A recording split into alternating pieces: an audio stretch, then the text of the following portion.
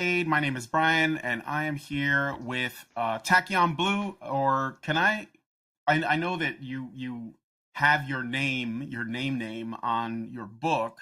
I don't know if we can use that. Yeah, If whatever you if want. you're not comfortable with that, I don't know Tachyon, if we can Kevin. use that. Yeah, whatever you Yeah. want. So Kevin, Tachyon, Kevin. or Kathy Yeah, whatever you want. Tachyon Blue, and I wanted to have him on, and he asked to come on, so we kind of on a mutual basis because we are talking about the Kickstarter for the first book in your series, The People of Gamergate.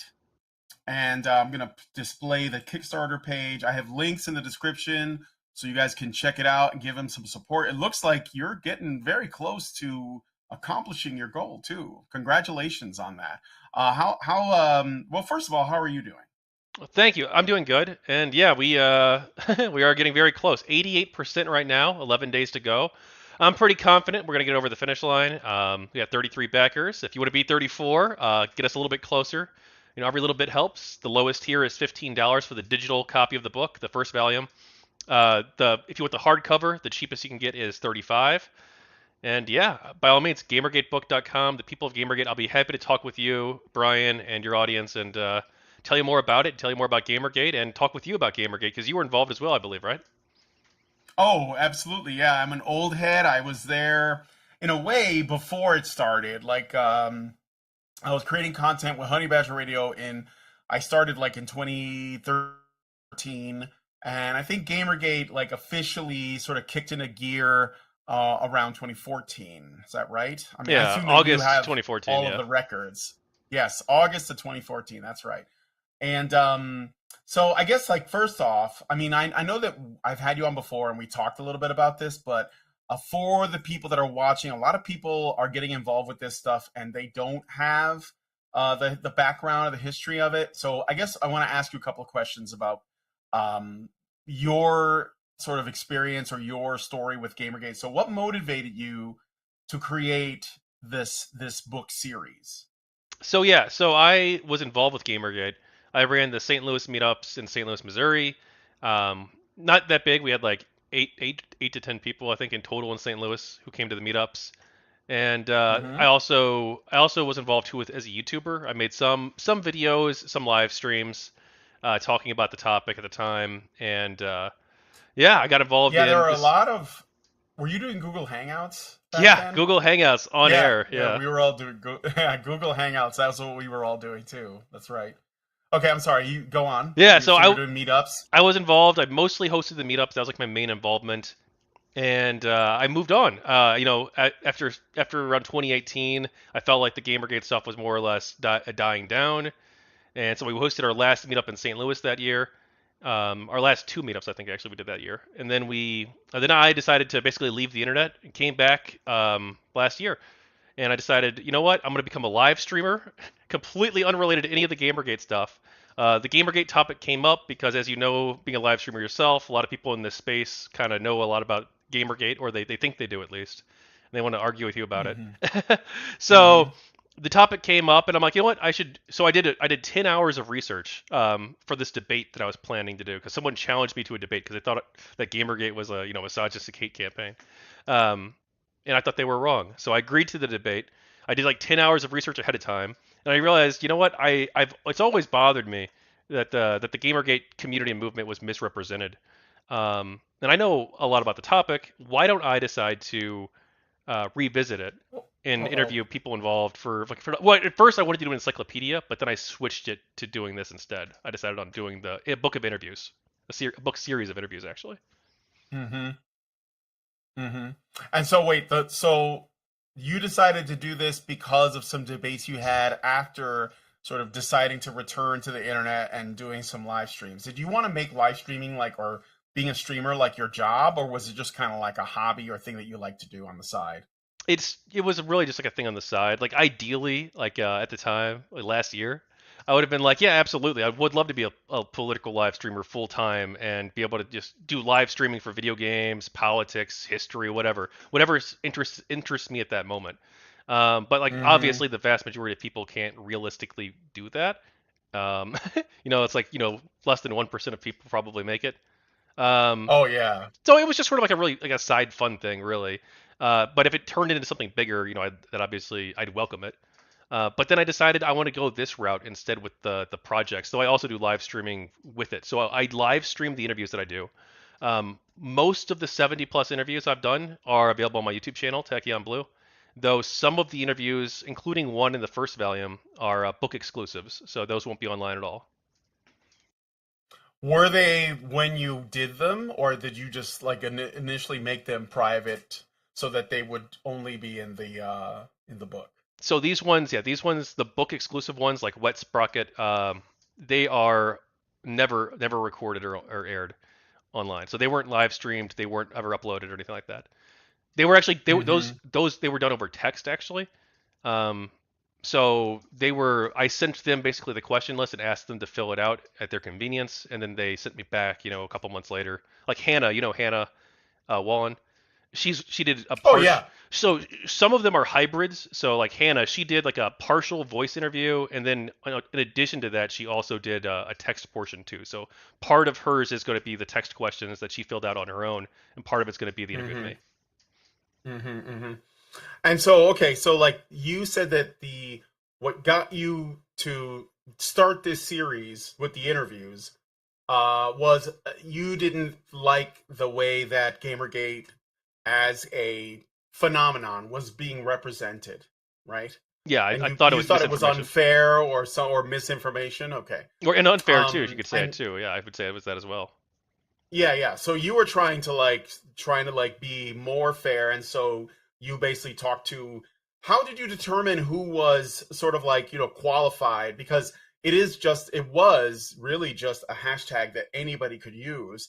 And so like it was hard. It could be there's definitely like some gray area, like in terms of like who is really like part of this and who is just sort of using the hashtag. How did you suss that out? How did you like discern the difference? Well, when I first started, what I did was I looked at the people. I kind of like, I remember these people from back then, right? And so I reached out to people who I knew from back then because I knew that obviously like they were, quote unquote, a part of it. But I mostly Mm-hmm. just used like self-identification. So like if these were people who identified as supporting Gamergate, 10 years ago or 9 years ago, then I would count them as a supporter basically. Except if Mm-hmm. like if they were like obviously a troll or if they've changed their mind since then. Like two of the people or three of the people I've interviewed have changed their mind over the years. Two of them used to be anti-Gamergate, and then they switched sides. One became pro, one became neutral. At least they self-identify that way. And then like one person became was who supported Gamergate, 10 years ago, has changed their mind and become anti-Gamergate since. So like some people have changed Mm-hmm. their mind, but I go based off like what their 2024 view is. It's like Peter Coffin. Yeah, sure. I Yeah, remember Peter Coffin. yeah. Well, I know he's still around. He Yeah. changed his. Yeah, he recently came out and talked about how he was wrong about Gamergate. In my interview with him, actually. Well, yeah, I saw. I didn't watch the interview, but I saw that you did talk to Peter Coffin. Out of curiosity, we don't have to go deep into that, but I'm wondering if he changed his mind or his position shifted on that. Like, what was his position before? I know he was against Gamergate, but like going more in depth because some people who were against it, maybe they just sort of bought into the way the journalists or the media was representing it, or maybe they had a personal experience with Mhm. someone online and it colored their view in some way. What was or they're just responding to what their peers were telling them, like if you were not, let's say you weren't really like engaged but you were friends with somebody like Randy Harper, and or the people at Crash Override Network or whatever, and they told you this is what they're like, and then you just kind of like say, well, I like you and you're telling me this, so I'm just going to go along with this. What was Peter Coffin's opinions of us of Gamergate before, if since you interviewed him, and then in what ways do you think it's changed? Well, so he used to be. He says that he first found out about Gamergate because people were asking him to condemn Zoe Quinn.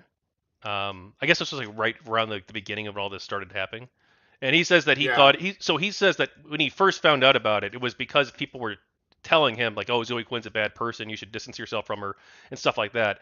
And he thought that it sounded like this was like before the word cancel culture was like widely used, but he thought that they basically Mm-hmm. she was being like criticized by people online unfairly, and They just wanted never really they looked into wanted it him. too much. Yeah, it's like they wanted him to join in on some kind of dog pile on That's what he felt 2020. like, at least. So he thought, oh, it's just a harassment campaign. There's nothing to it. Now, like, I think it's worth keeping in mind though that a lot of these people who are changing their minds recently, like he's changed his mind. Oh, so did Graham Lynham. He changed his mind. He just made a whole video. I was wrong about Gamergate, and he says that he spread misinformation about it, and and it was about ethics in games journalism. He says that he promoted this idea out there basically to silence the Gamergate people because his social circle, that was like the in thing to do at the time.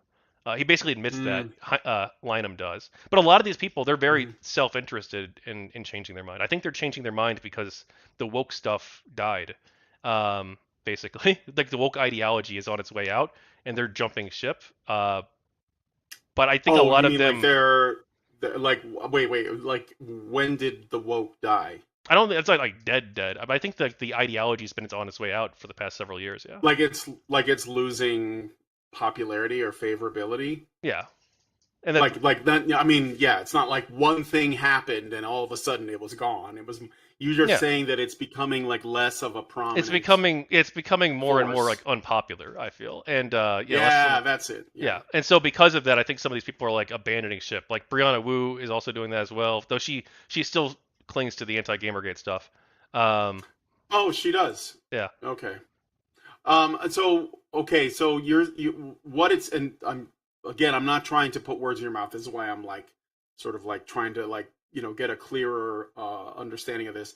So what you're seem to be suggesting is that these people are altering their positions not necessarily because they're like they're just sort of like exposed to new information and it's changing their position, or they're being a little bit more charitable to the people they oppose, but rather because it looks like what is the Overton window on this stuff has moved and they're just kind of just moving with it. Is Yeah, that fair? yeah, you could probably say that. And like maybe that's not fair. I'm not a mind reader. Like maybe like Obviously. maybe Yeah. it's all genuine, but I do feel like there probably is a component of that to it, especially like when I was talking with Peter Coffin. And like he was a nice guy, completely friendly with me, totally chill. But when I was talking with him, he knew a lot about the events that were happening during Gamergate. That's a problem.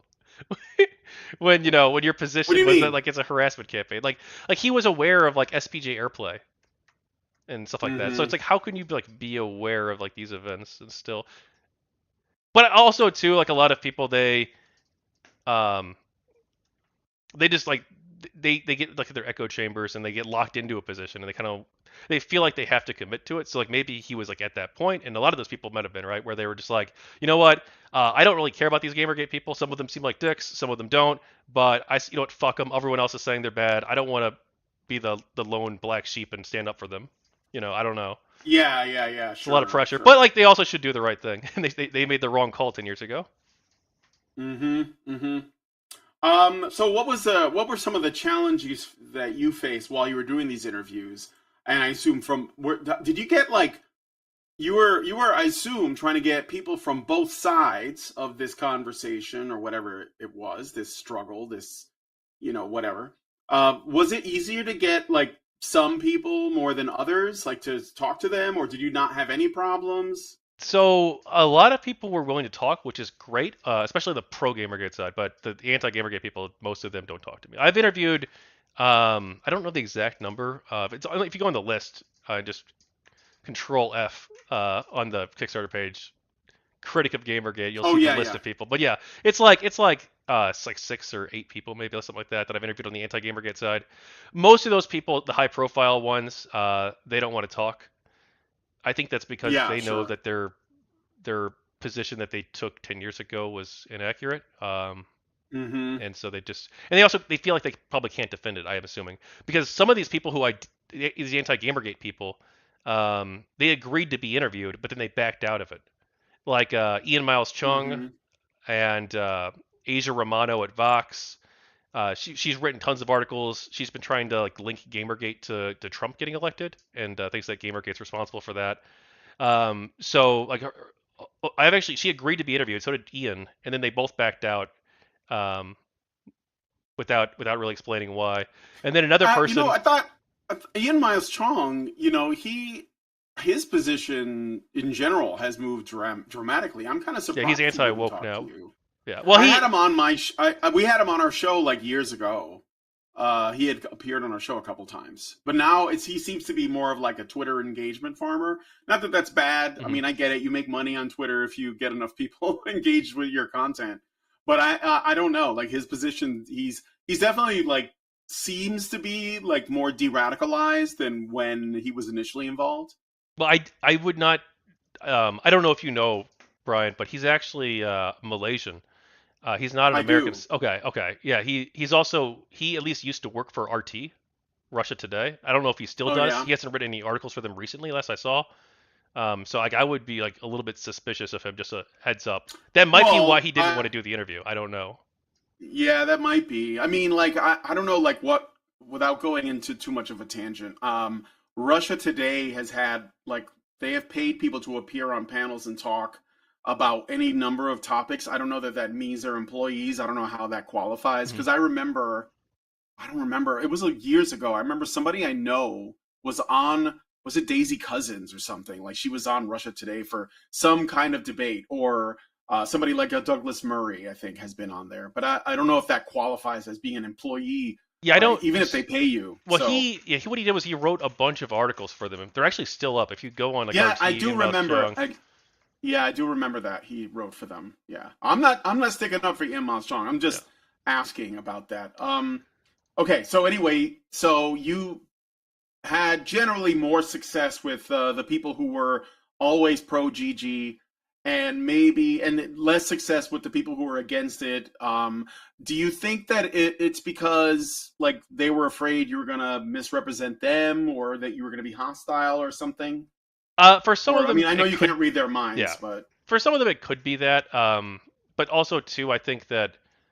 I mean, also it could be that they like believe the misinformation and that they like have like like a fragile like mindset where like they like think, oh well, I've heard it's a harassment campaign.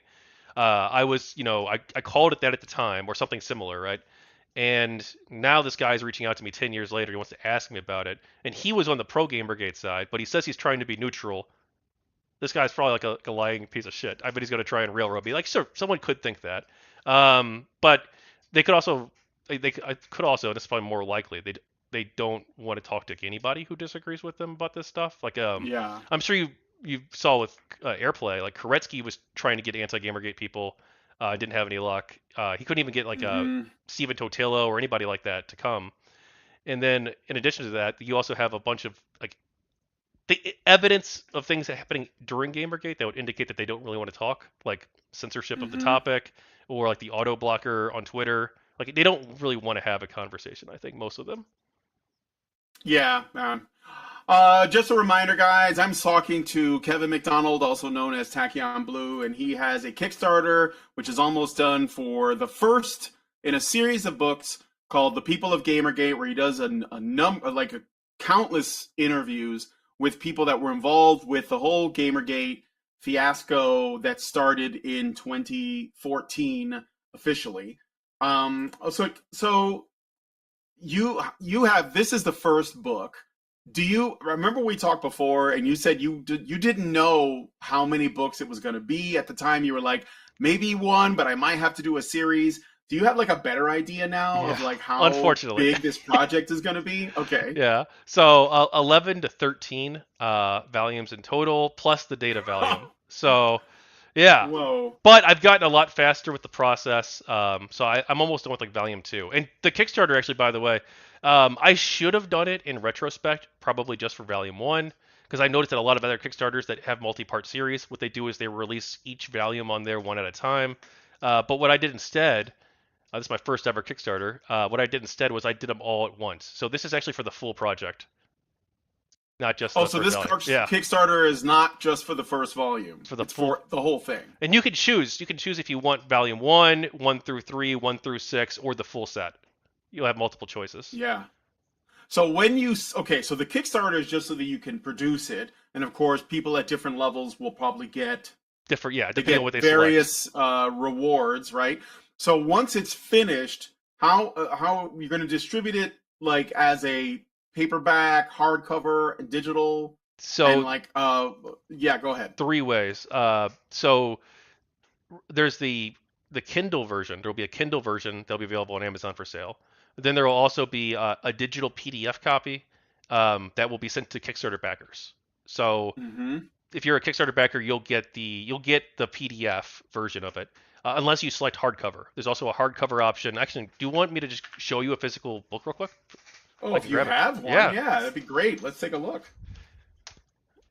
it's the So author if you copy. guys have any questions, send a super chat. I'll be sure to read it, or a Rumble rant, and I'll be sure to read it out for you, especially if you want to ask Kevin something. This All was right. of the rough draft, but the people of Gamer. This is the cover by Kuku Arroyo. Oh yeah, I know him. He's a He, friend of the channel. he is great. Very good artist. Yeah, we used to work together on stuff. This was a Kukuri. rough. Yeah, this was a rough draft, so there might be a couple like formatting errors that you might see, but this is sort of opens up. You get the featured interviews here, where it'll show the early in the beginning. It'll show Oh you yeah. the name of the people, about me page, table of contents, beautiful table of Right. contents, massive, and then And it who are you printing it through? Who do you have as your? So are you Amazon. doing it yourself or Amazon prints the books for you now? Yeah, KDP. Yeah, Oh, that's cool. So okay, so there's a Kindle, a hardcover, a and then digital, digital PDF, but that's or only for the Kickstarter. That's if you buy it through there. yeah. That's cool. So basically, if somebody buys all of it, they'll have it'll be like the Encyclopedia Britannica. You Yes. know, we used to get those. Remember when we used to get those as hardcover books? It will be like that, but Um, also Encyclopedia Britannica. I'm taking them on, and yeah. Wikipedia too. So the GamerGate Wikipedia article and Britannica article are both written from a very biased perspective. And Mm, so one of the things I'm planning on doing is actually tackling the misinformation, the incorrect information in the articles, the Britannica article and the Wikipedia mm-hmm. article, in the Tachyon's Mm-hmm. takes. Yeah. Okay. So, what are your goals with releasing this? I mean, I think that we have a general sense, but I want you to, in your own words, what are your goals for releasing these books? What do you hope To to accomplish? yeah, to well, I guess the ultimate goal is to create like a compendium, or well, that's I guess the short term goal is like just create a compendium of information about Gamergate, as told by the people involved, and then also on top of that, the Tachyon's takes, where I do like my in depth analysis myself of what I found about a specific topic, and just have that information out there as a store of information for anyone who's interested in learning more about it. So that could be educators, academics, journalists, or just anyone who's interested in learning more about it. Could be online content creators who are planning on making a video about the subject or anything like that. So it's mostly like a resource really than like a traditional book where it's like, oh, I can't wait to you know read this fun action thrilling book, right? It's a nonfiction, but it's really Yeah, for a resource. And I think that ultimately I want to see the narrative on this change, and I want to see hopefully uh, media begin to learn important lessons from Gamergate on all sides, new yeah. media and old media, about how we can avoid screwing things up as badly as we did this time around, and hopefully avoid learn from Mm-hmm. the mistakes of the past. Mm-hmm. Yeah, I mean, it's definitely a moment in time, so it's not like unless you did one on Gamergate 2, you know, after this blows over. I mean, I don't think this is quite as intense, but there's definitely some a lot going on with it. It's a little bit different this time though. And I Um, have covered so some of that. I wouldn't call it yeah. Gamergate 2 because most of the people that have taken the optional survey I sent out don't consider the Gamergate this recent controversies that are happening to be Gamergate 2. At least in the optional survey, there Mm-hmm. are people who do. It's about 30% who do think it is, but the rest don't really use the label. But I have covered some of Yeah. this throughout, including when Cabrutus was harassed, as well as like some of the other controversies. Like Cabrutus was involved with a controversy with Yi Zhang, where I actually criticized him, and then Yeah. some of the other stuff too. We've covered like fuck. like what was it? What Ash Parrish at The Verge, how she came out with and talked about how her editor told her not to report on Cabrutus being harassed in her article about the Sweet Baby controversy. Uh, I remember. Yes, yeah, yes, and like yes. different things like that. We've covered some of that, but that happened later in the project, so it wasn't really a Mm-hmm. focus because that happened in earlier this year. Yeah, yeah, yeah. I mean, I guess you like depending on how you define like what Gamergate 1 was about, I could see how people would say this is not related. But I can also Mhm. see how people would say this is a sequel or just a continuation. It's almost like, this has ebbs and flows where you get rising events and then there's quiet time and then it rises again. Um, there could be that too. But it depends again, like what you consider that, if it's just about the journalism and the behavior of journalists and the way that they treat customers or visitors on websites or whatever, and they're being unethical, then you could see it as one thing. But if it's more about the broader cultural stuff that's happening, then you might see it as like a continuation. So Yeah, and that's one thing okay, that's worth pointing out. I'm glad you brought that up too. That different yeah, people have different definitions of Gamergate, which is like kind of how this got so messed up, or like nobody can yep. agree on anything. But like so, from my research, I found that there's like about like four major camps, I guess. Or that's not really the best way to put it. So what I did was I've asked people directly or Concentric indirectly. circles. Yeah, I've asked people directly or indirectly like what they like to define Gamergate, and I've taken like their answers, whether direct or indirect, and input them Mm-hmm. into a form. I can just show you. I can pull up right now exactly what it is. But so there's basically the four main camps are ethics in games journalism, artistic freedom, opposition to censorship, and opposition to SJWs or social justice warriors. Like those, are, I guess, were like the four. Like Wouldn't artistic freedom and opposition to censorship be almost the same? I guess. they I could guess be, yeah, if but it's they could be, but it depends on what's being censored, yeah, like if you could right? censor things that aren't art, and then it wouldn't be, I Yeah, guess. yeah, Yeah. yeah. So Okay. yeah, so Yeah. Go ahead. do you want me to just give you like a quick breakdown? What was Gamergate Sure. about? So out of 13 of the interviews I've put in so far. Now, this isn't the full data set. I'm going to put in like 60 more, or probably like 50 Mm-hmm. plus more. So for this question, so bear in mind this is just limited data. But out of the 13 people I've asked, 12 of them said it was about games journalism. Six of them said it was 12 out about of how many? 12 out of the 13. So 92%. 13. Okay. Yeah, Yeah. 92%. But then, again, this is just early data. And then six of them, 46% say it was about opposing censorship. Five of them, 38% say it was about artistic freedom, and then two of them say it was about opposing social justice warriors, 15%, and two of them say it was about standing up for the gamer identity, and that's 15% too. But the rest, there's a Yeah. few Gamer other identity. ones. There's a few other ones too, but they're all one answer Yeah. ones. Yeah. So So everyone go kind ahead. of agrees it's about ethics in games journalism, except for the one person. But a lot of people add other stuff to it too. So like people will say it's about ethics, but it's also about this other stuff, like opposing Mm-hmm. censorship, or also about artistic freedom, or also about opposing Mm-hmm. SJWs, right? So they'll add these other Yeah. Yeah. things to it. Yeah. It would be nice to get like another. So I know that we probably wouldn't be able to at this point, but it would be nice to see like a larger sample. Hmm. But I mean, yeah, that And we makes will have one sense at the because I end. mean, I was there for that. Okay. Yeah. Yeah, I was there for that. I saw that was the majority of the discussion. Okay, so all the interviews that you've done, do you know what the number is, by the way? How I many in I total is don't. this? Do you I don't know? actually know. Oh, you don't? Um, well, yeah, no, I actually I had at one point made a list, and then I kept adding people to it, and then like some of the people I had on the list were people who like told me they were going to do it, but then they kind of ghosted me over the years or over the months, and so I took them off the list. But it's over 70 for sure. Over 70 on just the playlist actually, or well, some of those are multi-part ones. So it's about Uh-huh. 70 on YouTube, and then there's like 5 to 10 additional ones. But no, I don't know because I'm possibly adding one more person.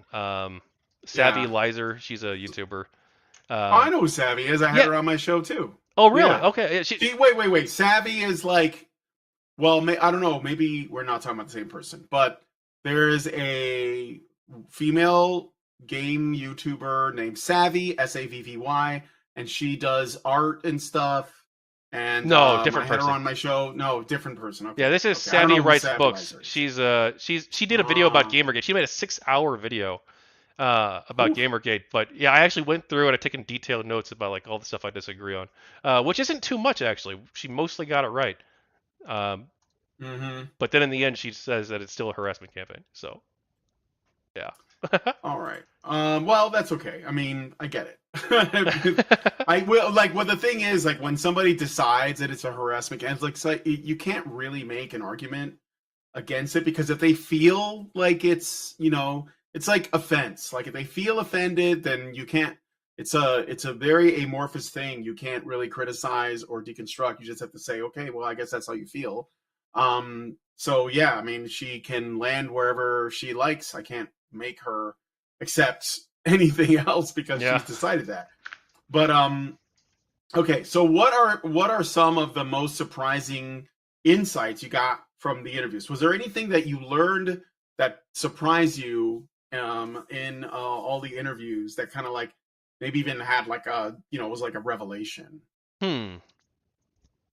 I guess like the most like groundbreaking thing that I like uncovered, I guess, was this wasn't entirely unknown, but do you know Cole Nasrallah?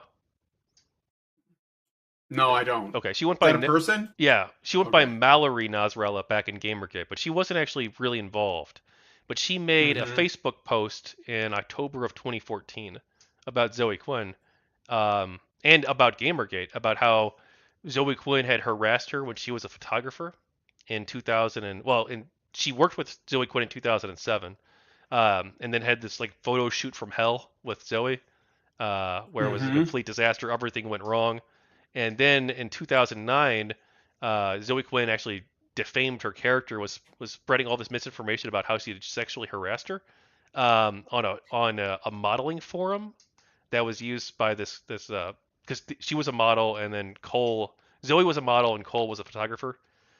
She Yeah. 2 years after they had this photo shoot together, she spread lies about her and defamed her character. A lot of this like same kind of like tactics you saw, I guess, with GamerGate stuff, just lying about stuff for no reason, just crazy shit, and making stuff up. And Yeah. and so Cole, when she saw Gamergate was happening, she's like, "Well, I've interacted with this person, and she lied about me. So the public should know that she's lied in the past, and she might not be telling the truth about this stuff too." So she made a whole Facebook post about it, but no one really noticed it at the time. And so Mm-hmm. I found it and I interviewed her, and it was kind of a bombshell story exposing Zoe Quinn as engaging in this horrible harassment against someone who is now a philosophy professor, has no real skin in the Gamergate fight at all. Someone who doesn't really have an incentive here to really lie or be dishonest.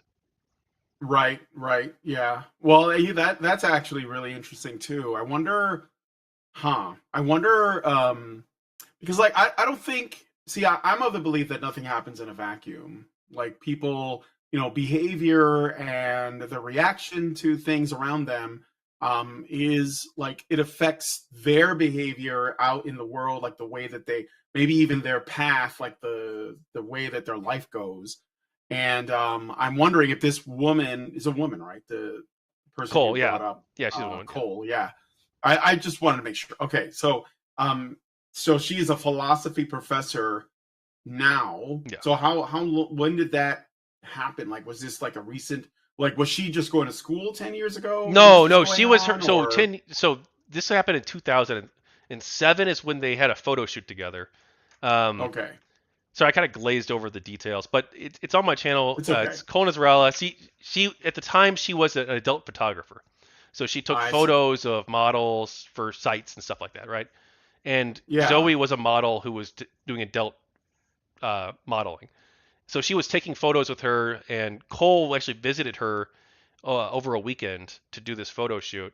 And they didn't have like the venue. Like there was a whole bunch of problems that relate to that stuff, like kind of boring Yeah, stuff. But yeah. like the venue wasn't available, and Quinn had made Cole buy clothes for her with her own personal money because she didn't have any of the clothes that she was supposed to have.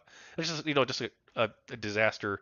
But then 2 years, and then she also told a bunch of weird stories too. Like Cole was telling me about how Zoe was telling her about how she murdered a guy, she killed him, or killed him supposedly in self-defense outside of a pizza restaurant I or out of a I club. I don't remember. remember the exact Yeah, details. It was I think she may have told.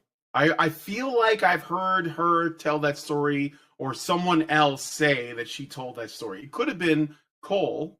I don't know, but I feel like I heard this anecdote about Zoe Quinn that she gave. yeah, This has nothing to do with Alec Holoka, by the no, way. this is This completely is separate. a Yeah, separate thing. this Yeah.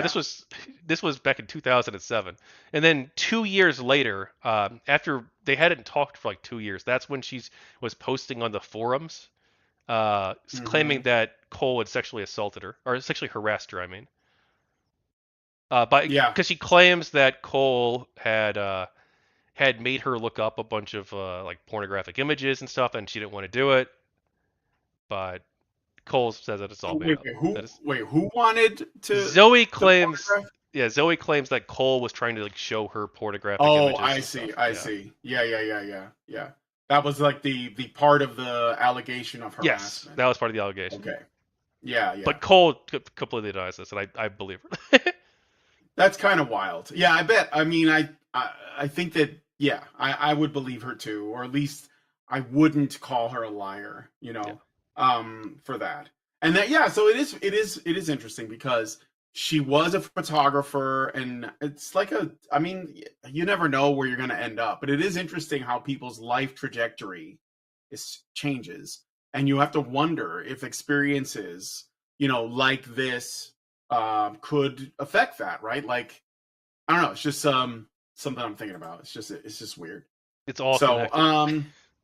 I mean, I think that in a way, like there is like I mean, I don't know anyone that's smart enough to see the threads, but I think there are like people's paths. You don't know what's going to happen. I mean, I met my wife through GamerGate at a meetup in Canada, and now we've been together 8 years, and so I didn't think that was going to happen. That was like furthest thing from my mind. It's always what you're not thinking about, and my own beliefs have changed a lot in many ways. So yeah, you just don't know.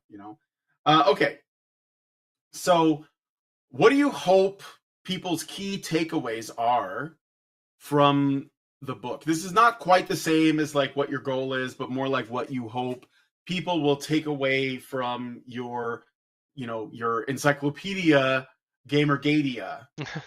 So I don't know actually. I guess I do. I guess I want them to take away that Gamergate was a diverse coalition of people from across the political spectrum, but included people like you and me from all walks of life, basically. Um, that it was, for most of the people involved, it was about ethics and games journalism, but there were other factions as Mm-hmm. well. That there were the anti-censorship, artistic freedom, and anti-social justice factions as well. And people kind of they came together in part because I guess they had a common enemy. They had these gaming sites that were perceived as being corrupt, that were trying to promote a certain ideological narratives over others and lying to the public in doing so. And that really upset a lot of people. So it brought together a broad coalition. And then I guess as time went on, that coalition fell apart because I guess people have different directions they wanted to take the movement in, or different directions they want to take their lives in, and they went their separate ways. But Yeah. it Well, wasn't aside from the fact that like some people on both sides did receive harassment and did engage in harassment. I think that's condemnable. It wasn't a harassment campaign. no, not at all. I mean, if you have a movement, or let's see, I don't even like to say movement.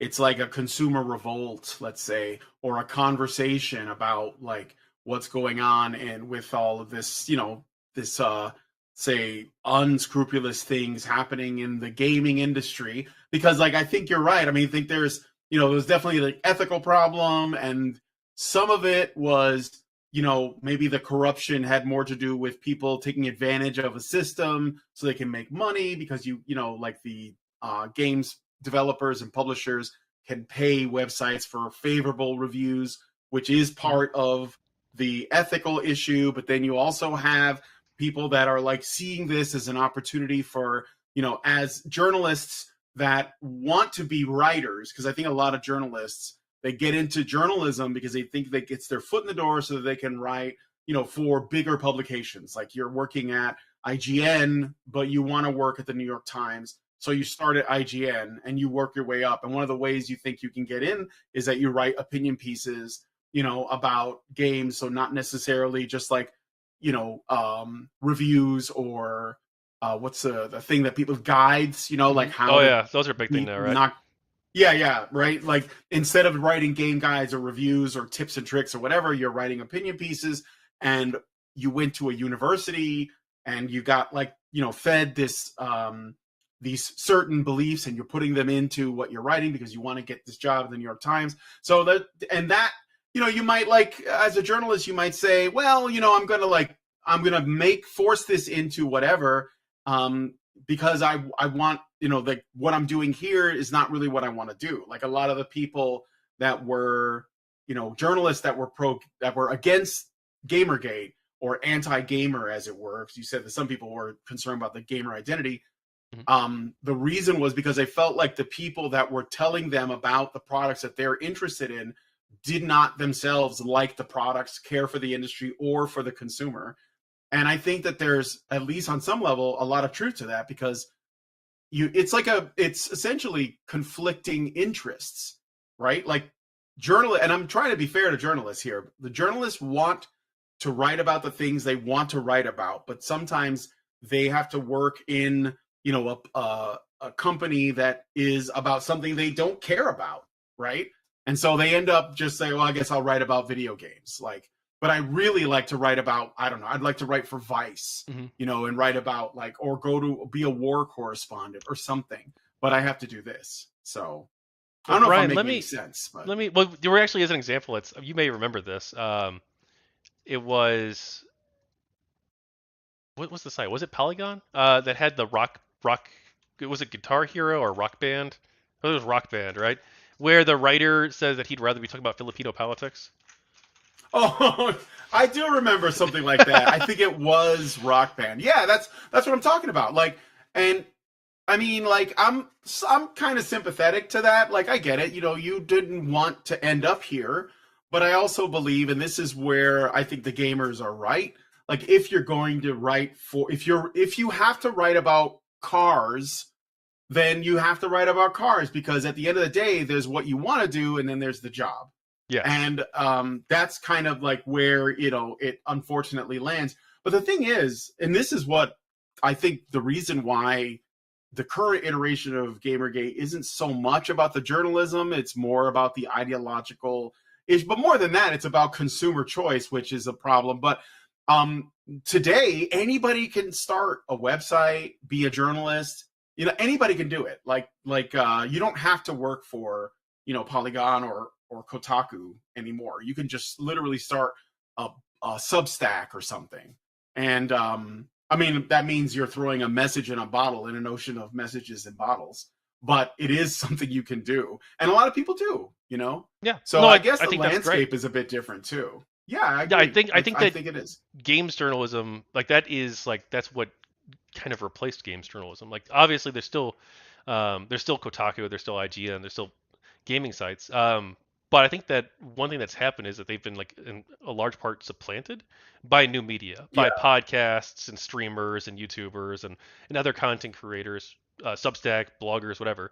People who are passionate about a topic and they just ordinary citizens writing about it. Now that's like there's pros and cons to that. Like I think it's great that there's sure. a degree of diversity and people can find the content that they want. But I think also too that not all of the, at least in theory, having a structure, like having like a publisher or an editor, a process, a hierarchy, at least theoretically that should allow them to like catch errors and correct for them and have like established policies that that consumers will trust that they will follow in terms of like their ethical reporting and things like that. Whereas like a YouTuber wouldn't necessarily have that. but like they were doing such a bad job in video games, at least before, that I don't know Hmm. that there's really much worse you could possibly get. Yeah, I mean, I think that at the end of the day, people are just gonna have to exercise their own discernment and try to like, because like, yeah, you can't. And even when all of our media was coming from these, ivory tower institutions, you also had like tabloids that didn't have anything, useful to say, and yet people would get dragged into them. They were essentially the, engagement farmers of their time. I mean, they still exist. And then you have like the people who are more credible, and sometimes it just takes, over time it develops. But what I am hopeful of is that this decentralization of information will, in most cases, we'll just get to the truth, which is really like all I want, at least when it comes to something objective that can be measured. Mhm. But when it comes to opinion and, like game reviews and stuff, I mean, people go to YouTube and Twitter and or X or whatever, even now to learn, like they get word of mouth from their friends or from people online. They don't go to these gaming websites anymore. That's why if you go to a gaming website, it's chock full of ads because they don't like no one's paying to go to there. They're not, they're basically like struggling. I got a paid comment, so I'm going to read it out. It's a question from Great Indoors for $5. Thank you, Great Indoors. He says, how do you tie in Gamergate with what has been happening with Hollywood and their apparent fall from grace, so to speak? And do you perhaps see similar trends in other industries, like the music industry, perhaps? Okay, I so don't I know if that's guess for. I guess we can both take that. yeah, you're probably more focused on like the current culture war stuff, I guess, than I am. I don't actually know that much about like the current gaming culture war. Like it wasn't really a primary focus. I was mostly focused on the history. Um, so I Mm-hmm. don't know, but I do know that there have been like some high profile failures, of course, like Concord and Dustborn. Um, and people have speculated that that maybe the sales of these games might be because of their perceived political persuasions of the developers, or trying to push certain things in the games, certain political messages, like making the characters Mm-hmm. supposedly ugly, things like that. Um, as for like if there's like lessons, sorry, if there's like a connection with Hollywood, I don't know. Um, yeah, I don't know. I don't know enough Do you about the watch? industry to really say. Do you not watch movies or anything like anything? Or I mean, I know my Hey, wife doesn't Alien watch movies Romulus. I much. saw Alien Romulus. It was good. The new What Lord of did the you think Rings about it? movie. I loved Romulus. Which new? Wait a minute. What new Lord of the Rings movie? You didn't? Oh, you mean the animated Yeah, one? the animated one. That Oh, was okay. What did you think about that? uh it was pretty bad. But Yeah. I would say this that Are you if a big Tolkien guy? Like, are you no like some people they know all the lore and everything. no no Are I, you one of I went those? with a friend No. who is, and he was a bit more impressed. But but no, it was obviously like doomed to fail. You could tell that they put Mm-hmm. zero effort or care into this whatsoever, in the sense of like there's no money towards it. But I think that like the writer of it, they tried to create like a decent-ish okay story, like nothing amazing. Mm-hmm. So like the story I guess was okay, and a couple of like the voice actors were like okay, um, but it was like a solid like 6 out of 10 at best. Mm-hmm. It was quite bad. Okay. Yeah. And okay, well I'll answer the question. I think that okay, how do you tie in Gamergate with what has been happening with Hollywood? Well, I mean, I think that again, like there's okay, so let's try to look at this through the lens of like how things have gotten to the point where they are now. I think that over time we have there's a number of factors that come into play. So I don't want to say this is the fault of liberalism because I think that's an oversimplification.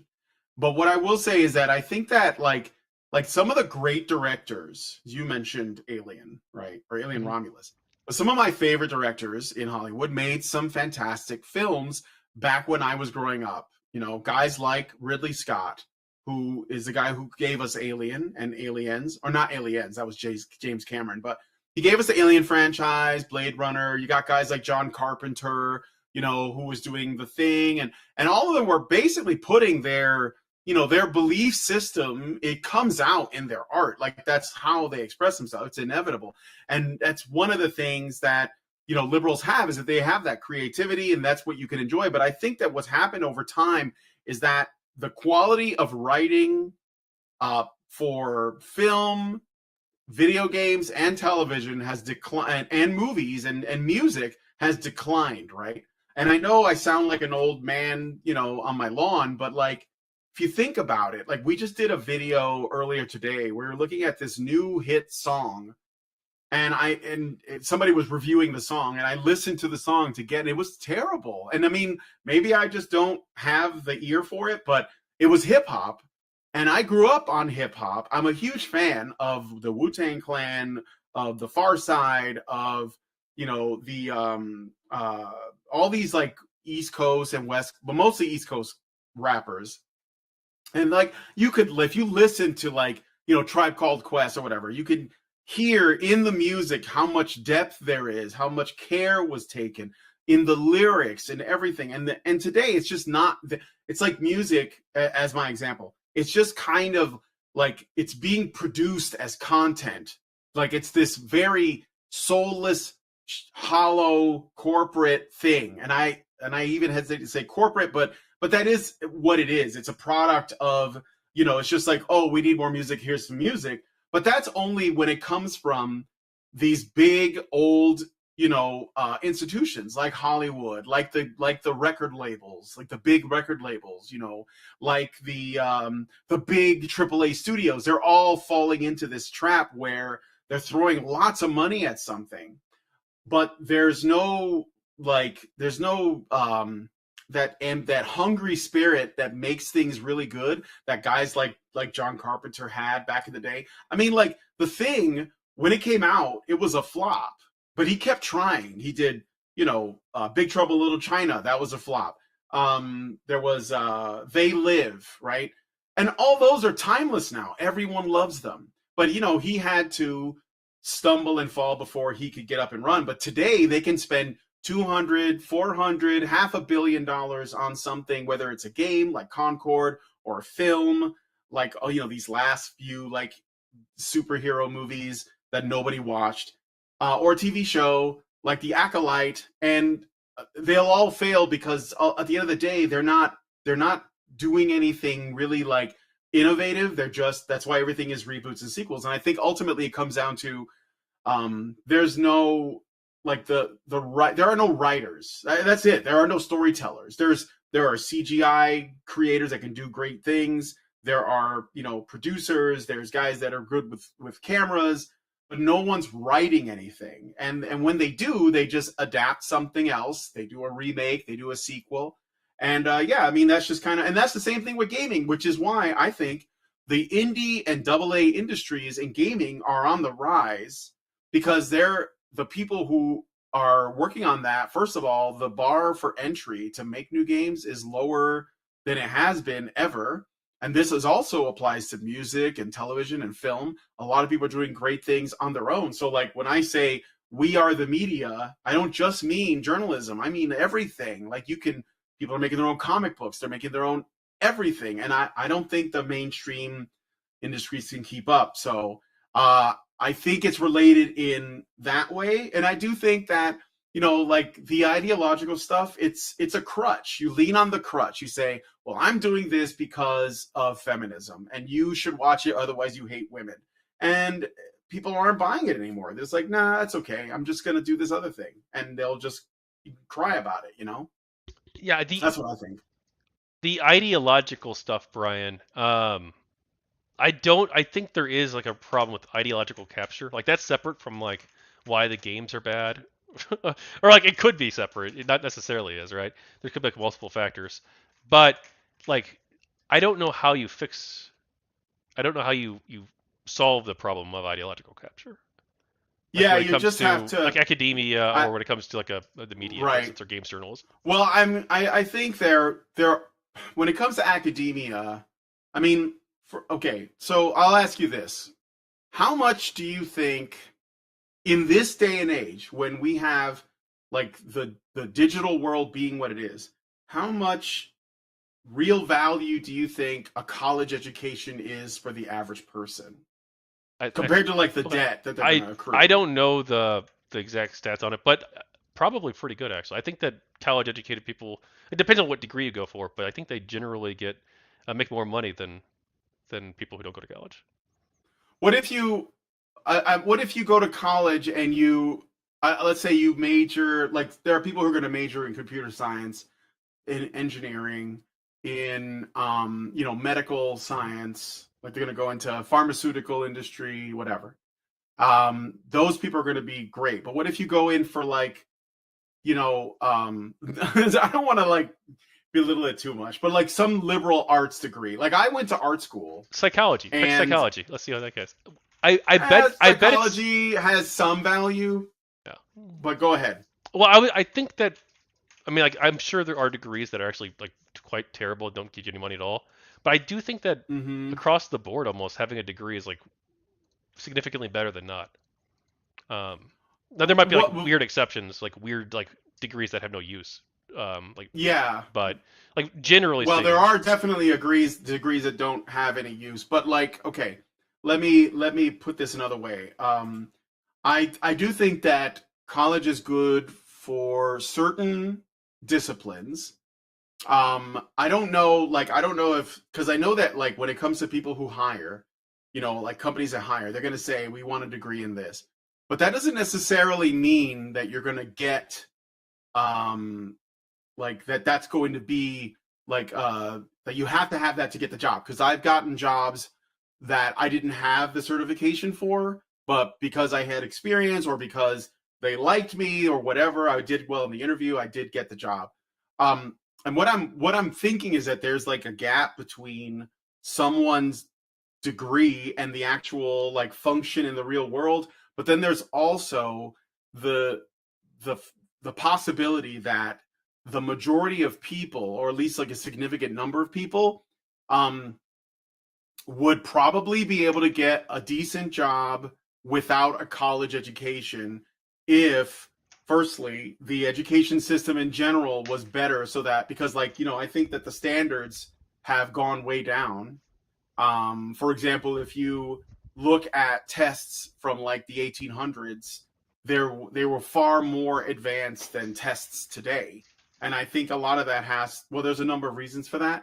But I also don't think that everyone is cut out to be an engineer or a computer science, guy or like whatever, a physicist. I think that there's going to be a lot of people that are just going to do, something not like manual labor per se, but like something like, in the middle, like maybe they start their own little business. Maybe they have a little restaurant. Maybe they have, like their own little small business. And I don't know that you need, I think that we've put too much stock in like these, high status jobs and then the kind of career, or I'm sorry, the education that comes with that. But that's just in like you talking about ideological capture. That's just in academia. mm-hmm.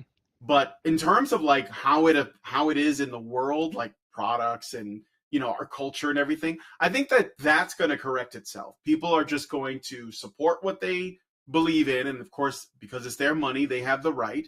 Some of the people who are sort of activists playing as content creators, I guess you could put, they're going to insist that you buy their product, but we still live in a system where people can choose how to spend their money. So that's probably, I think it's just going to correct itself. I think that, and I mean, like, if they're like, for example, there's like a big failure of a game called Dustborn. I think you mentioned Dustborn. Yeah, I'm actually probably gonna play it for one of the Tachyons. Yeah. When I cover cultural conversations. Okay. Yeah. Yeah. Like, it's a gigantic failure, but I don't really want it to fail purely because I disagree with the politics of the game. I think that the modern audience, as they call it, if it's out there, they should support it. So I'm not against it existing, is what I'm saying, right? I'm very, very much not for censorship at all. But I do think the market will speak. And so, like, you can't create markets per se. You can only respond to them. But if you're sure that there is a market for a game like Dustborn or Unknown Nine or Zao, I think it was called, then yeah, put your game out there and then people might buy it. I mean, there's lots and lots of people who are making little projects on Steam that don't see the light of day And some of them are probably really great. Some of them are hidden gems, right? Mhm. So I don't have a problem with it existing. So you Um, we were talking about the education, and yeah, you mentioned humanities. Actually, I wanted to recircle back to this. I think that there is value in humanities. I think you probably agree too. I think right, like that. We probably do it want some depends on people. how it's applied, but yeah, sure. Yeah, we like it, I personally would probably like think that there's value in having like universities, dedicated teams of researchers, basically, who are also teaching the next generation too. But like having them teach people about like philosophy or religion or the classics or like different or works of art, right? Having them like study those. I think there's probably value in that. Um, Yeah. but I think also too, like you mentioned, we were talking about. I want to link you this article. I actually haven't finished Are reading you it gonna yet. send it It's to me? from The Elite Overproduction Could you Hypothesis by Noah Smith. could you send it through Discord or because I I don't have my Twitter Yeah, open I'll send it or through Discord. okay.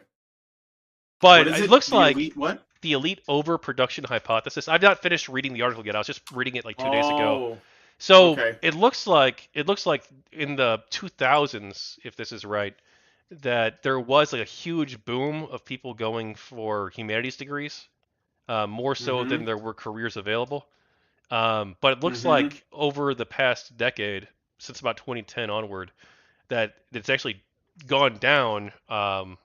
It looks like that I'm not sure what impacts this will have, but like it looks like people have sort of caught on that like if I get a degree in religion, I'm probably not going to be like super successful in life compared to like if I got a degree as an engineer. Well, yeah, like that's what I'm saying. Like, well, if because the thing is, I think that there could be a value university, but we do live in a time now where you can like, if you know where to look, you can pick up all kinds of skills online. And I think that universities are moving digital. There's been like a few like online only universities out there.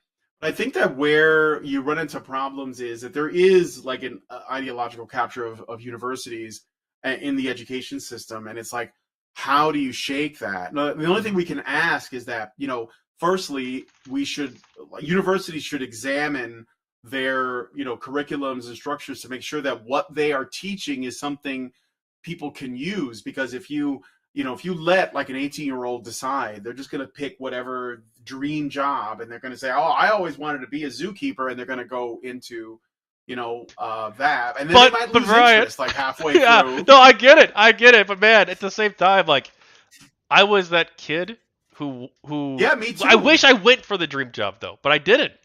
Because I'm like I wanted to go for political science. I wish I would have Yeah. done it. Now maybe I would have completely flamed out, but like I think it would have been like my life. It could have worked out if I could have managed to work hard enough. I could have made it work. I think, but like I think Mm-hmm. encouraging people to pursue their dreams is important, but also because like you don't want to like teach kids like, oh no, you're not going to do anything in life, just go be a lumberjack. Like, are you just Yeah. if they want to start a business, if they want to like, I don't know about being an astronaut, but like if they want to like do, I think encouraging them realistically is probably like the best course. Like, and also like if they express that interest and they have to work hard for it, like that's a conversation.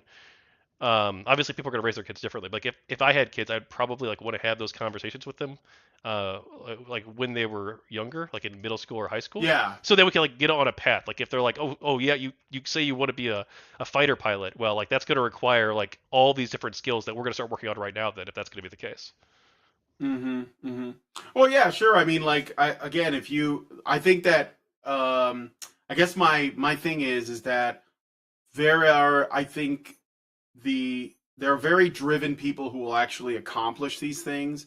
And I think a lot of people, maybe the majority of people, will not necessarily like fail, but they might decide, that they wish they had done something more humble, or Mm-hmm. what, like I said, start a small business or something like that. Because like the average, and you can be, and that's another thing too, is that a lot of people are pushed into careers because they're told that, oh, it's going to make you so much money, and maybe that takes them off of their dreams. But this is the thing, like, I think we have an issue with, firstly, for-profit colleges, which they're incentivized to sell you on going to school, their school, and they will put you in debt to get you in. And if you're young and naive and you don't have like somebody telling you don't do it, you might end up, putting yourself 6 figures, 5 or 6 figures in debt.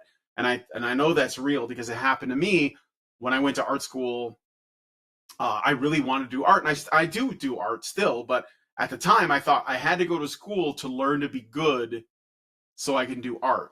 And the person I saw there, their job was to make me sign up. I didn't know that, and I was there with my mother. I was like 18 years old, and they looked at my portfolio, and it was garbage. Like I had shitty drawings that I just had like grabbed, and I think I drew one thing just before I came in. And of course, the guy was super impressed. He was like, "Oh my god, you're so amazing!" And my mom was like so gassed up, right? And so they got me to go, and they used the few people who did go to that school and become successful as the bait. So they said, "Oh, the guy who painted the Coca-Cola Santa Claus? Yeah, he went to our school." And I was like, "What? The Santa Claus on the Coca-Cola bottles?" Yes, and that's true. He did. And there was like the two men, because I was from Chicago, John Tobias, or Tobias and Boone. They were these two guys that created Mortal Kombat. They went to my school, the one that I went to, and there was a very famous comic book artist named Alex Ross who does these like hyper realistic watercolor paintings for comic book covers. So I got sold. I went to the school. I finished it, and I didn't even feel I was that much better at drawing, and I didn't get a job in the industry, and most people didn't, and I owed them like 80 grand. I finally paid it off, but my point is that some people did go on. By the way, Kanye West went to that school, and then later he dropped out and he went to Columbia and became a musician. But he was going for art at the time. I think he went when I was going, but he was nobody at the time. So, but I guess what I'm saying is that we need to prepare students realistically so that the ones that have that fire, that are going to like see this to the end, have like a clear path. But the ones who who don't, maybe high school's enough, and that means that we got to make education before college a lot more substantial, right? Because it isn't. Like I learned algebra when I was in 6th grade, and by the time I was in high school students were already behind on algebra. They didn't know anything about it. And when I went to college, and I was doing like trigonometry, the kids there were just like completely lost. And I was like, what? And so I could see like the degeneration in education. But I feel like we're getting on like a massive tangent. Yeah, a little bit, Like, but it's fine. It's cool. We go I'm wherever we want sorry. to go. I just wanted to say, like, I want people to be successful, but I also want people to think realistically. And I also think that the landscape of, the potential to learn and grow is so much more profound now. It's not limited to these like, brick and mortar institutions. So, No, all I right, I think got the oh yeah, go ahead. I'll say real quick, the internet is incredible and amazing. I do still think there is a value in the institutions, and I hope that they are able to rise to the challenges of the 21st century. But we also have the internet too. I think that they're going to have to work hand in hand. They're I both think going to there's, exist. yeah, I think there's going to be changes. I think that and students, young people who are out of college now are extremely resentful towards colleges for not properly preparing them for the real world. So that you can find lots of people on TikTok, especially women, very upset about what happened to them in college. Okay, so Master Goa, thank you, Master Goa, sent us a super chat and says, in his opinion, GG never died. Feminists infiltrated while we slept because our big names chased other audience after normies got burnt out hearing about SJWs. Our big GG elected Trump, so own it. Take the win. Some of that's a little hard to make out, but thank you, Master Goa. I don't know if you want to say anything to that. I mean, if Milo thinks that Gamergate elected Trump, but it's very much in his interest to think that.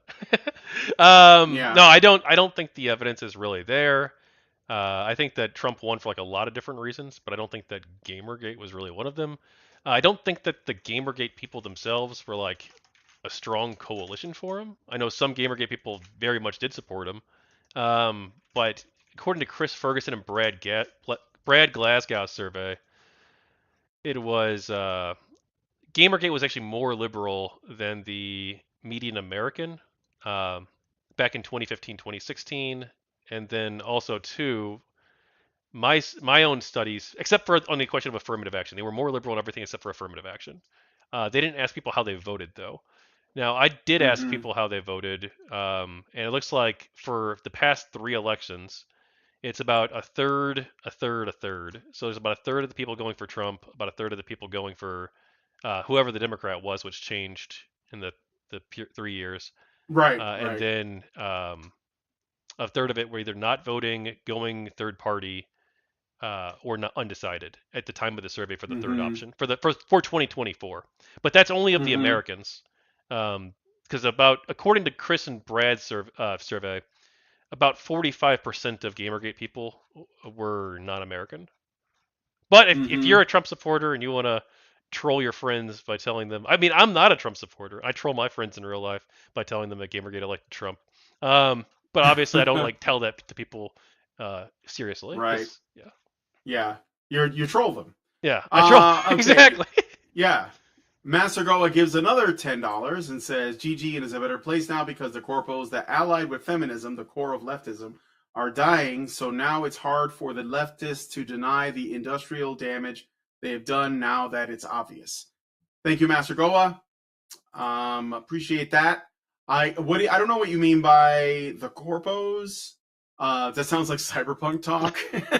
Is it Arasaka or?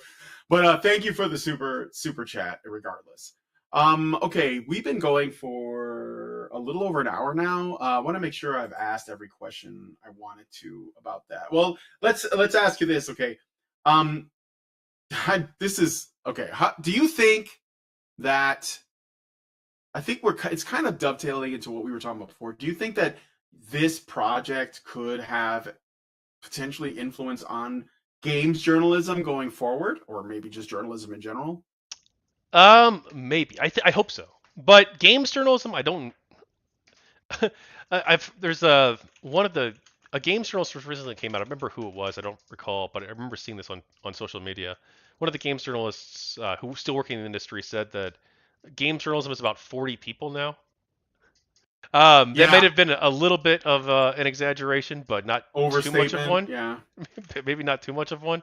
So like I don't know about games journalism, but I do hope it changes journalism. I do hope that I think that the historical record on this is needs to be corrected because one, it wasn't true, and then two, if people start forming their views of the world based on like the misinformation, like they're probably gonna get like bad conclusions. Like if you're trying to run a political Mm-hmm. campaign and like your takeaway is that Gamergate is responsible for Trump getting elected and for Brexit succeeding and like all of this stuff, you're like, wait, and you base your campaign or base your information or your analysis on that misinformation, you're going to have a really bad time because I don't think that's going to be a winning strategy for you. Um, but also, I don't think that it's like good for like our history books, 50 years from now to be like, and then Gamergate came and they harassed women and plunged our country into into Yeah. fascism and all this. It's like, whoa, hang on, what the fuck is going on here? Like, this is some insane shit. Let's dial it back and let's do some research on this. So I hope it changes Yeah. it because otherwise we're gonna have some like really weird results where there's like a fake history that's being promoted for who knows how long. Um, but I don't know if I'll succeed or not. We'll see. I mean, it's a tall order. But one thing I'm trying in 2024 and late 2024 and early 2025 with the last few interviews is I'm trying to tackle the media directly. So part of that's going to be the Tachyon's takes, where the Tachyon's take on the Mm-hmm. media coverage of Gamergate, but also too, I've already started this with Chris Ferguson. Do you know Chris Ferguson, the Stetson I researcher?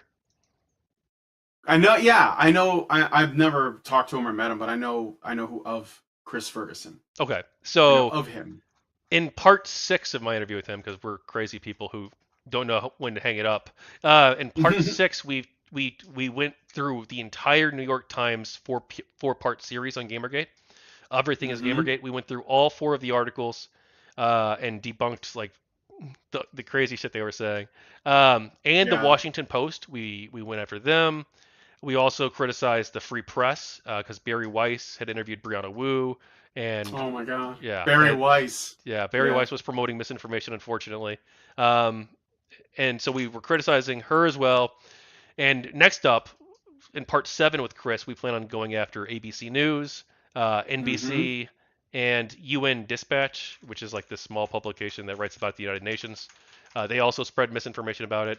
So yeah, we're going to target them directly, which means that I'm going to be not only talking about it with him, but when I eventually transcribe Chris's interview into book format, that means that video segments are going to be coming out that are going to be directly criticizing and calling out on video me and a university professor who's one of the top researchers in the area of gaming, games research, and GamerGate specifically, having published a study on it, Mm-hmm. are going to be criticizing all these different publications. We also plan on doing. I could just these aren't promises, but because I could change the plan. But we also plan on taking on a lot of other misinformation too, including um, the Britannica, the Wikipedia article. Those are going to be for Tacyon's take. But we're also possibly going to be tackling NPR, CNN, the BBC, the CBC. I plan on going as in depth as detailed as possible in trying to tackle this misinformation. Now, maybe we get 2 or 3 of these places to issue corrections or revisit the topic, or maybe Mm-hmm. 0 of them do. So maybe we'll see some luck. Maybe not. Just depends. Yeah. Okay, two more questions and then we're done. Question number one. Which interview was, in your opinion, your best get? Like, wow, I managed to get this person. What was your best get? Hmm, that's a good question. I know Kraut was a big one because it's Kraut. Um, Crown T? yeah, Kraut and T. Uh, Okay. but I know. we, I actually am still friends with Crown T on Discord. I don't talk to him much, but yeah. but Okay, go but on. because now he's a 600,000 subscriber YouTuber now who's like in a completely Oh different yeah, area. Doesn't talk about video games at all hardly. So it was like a really unexpected interview. Peter Coffin yeah, too because he switched because I emailed him not knowing he changed his mind. And then he yeah. replies and he's like, "Oh yeah, I identify as neutral now." And I'm like, or what? I want to identify as neutral for it. I'm like, "Uh huh, Tell my sure." wife I said hello. Yeah. And then, but I guess the one that was the most unusual to get, biggest to get, I guess, is Paul Johnson and Stephen Mallory. They're running that Alt F4 conference that happened earlier this year, supposedly Mm-hmm. about GamerGate. Though I don't think they actually talked about GamerGate too much at all, because it sounds Mm. like they were just kind of using the name for marketing. Oh, But I see. Yeah, sure. yeah, more yeah, Oh. but it. I am so shocked. I worked so hard to get them to be interviewed, and they actually Mm-hmm. did it. I'm really surprised because they were like, you just go on their conference's website. Yeah, It's like yeah. it's very social justice oriented, the language, but Mm-hmm. they actually agreed to be interviewed, which I was shocked by. But I That, think that was yeah, a good that get. is shocking. I think it was important Uh, to document that there's people out there yeah. trying to host a conference on this in the year 2024, and here's what they think it is, and the reader can Mm-hmm. determine for themselves if they think that's good or not. Yeah, for sure. Oh, yeah. Generally, I think to get the opposition, or at least like people who might suspect you of being like hostile towards them, and yet they choose to do it anyway, is definitely a good Well, get. I wanted to So, change their mind though. I wanted them to change their conference and yeah, add diversity, but they didn't do it. yeah. Um, you also got Christina Hoff Sommers, right? Yeah, and I don't know Kathy why, but I Young. would consider that to be a good. Yeah, and Kathy Young. I would assume those are good gets Yeah, too. So okay, Kukuroyo. last. Yeah, Kukurio. Yeah. All right, so last question. In the last 10 years since or at least maybe since the end of Gamergate when you left, I guess this might not be easy for you to answer because you said that you kind of like walked away from this for a while and then came back. But what do you think how in what way do you think you've changed if at all? Well, one thing that's like a big change in my personal life is uh, that I'm honest now. Or I try to be honest. Um, I I Okay. yeah. A few years ago I read a book. You know Sam Harris. Know of him at least. Oh yeah, sure. Sam Harris, So yeah. his book Lying. Uh-huh. I read his book and I didn't even read it actually. I want to tell you the truth. I listened to like a bootleg pirated copy of it, audiobook on YouTube. Oh, okay. All But right. Yeah. he doesn't care. He's of the view more or less that that people could he lets people pay what they want for like, access to his content. Mm-hmm. So I don't think he'd really care. But anyway, so I listened to this pirated audio version of his book Lying, and I found it really convincing and interesting. And so I decided to try always being honest at all times. And sometimes that means just telling people that I don't want to tell you, because the truth is you don't Mm-hmm. want to tell someone something. But yeah, I try to lie. I just always try to tell the truth, which is a weird, interesting thing that's taken me in odd directions in life. Um, Yeah. it's yeah, Yeah, I it's a bet. weird it's ended up somewhat with some weird interactions, including some strained interactions at a couple of moments with real life Mm-hmm. relationships. But I think for the most part, it's been like a better way to live. I I can't say I disagree. I think that's great. All right. Well, I'm gonna end the show there. Well, I mean, is there anything else you wanted to say before we close it out? Yeah, thank you so I much. would just show the Kickstarter again. So people of GamerGate, I put a link in the description. Go support the book. They're very close now. They're very close. You're at 5,316. I refreshed to see if maybe there were some changes.